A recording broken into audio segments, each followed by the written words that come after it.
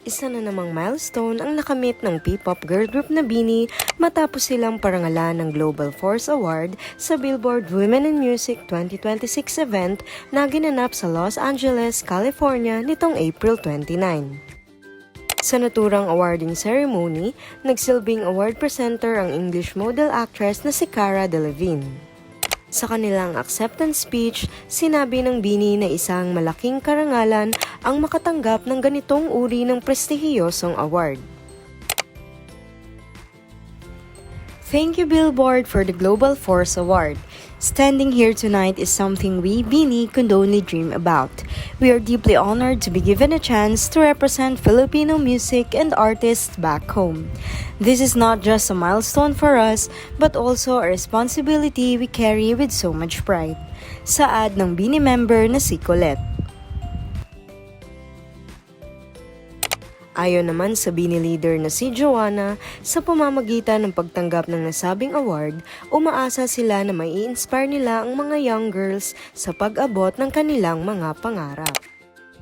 We hope that we also inspire young girls watching this and they realize that their dreams are valid no matter where they come from. Wika ni Joanna.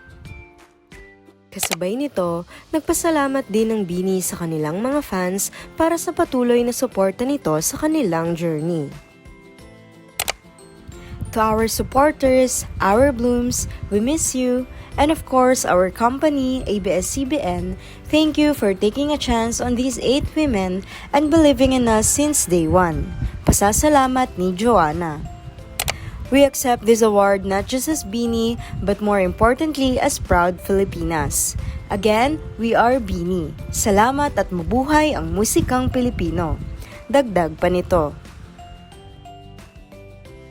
Matatandaan na kamakailan lamang ay gumawa ng history ang BINI bilang kauna-unahang P-pop girl group na nag-perform sa Coachella Music Festival.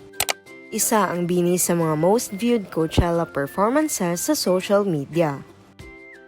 Maliban dito, patuloy din ang global domination ng BINI bilang nakatakda silang mag-perform sa Summer Sonic Music Festival sa Osaka at Tokyo, Japan na gaganapin naman sa August 2026.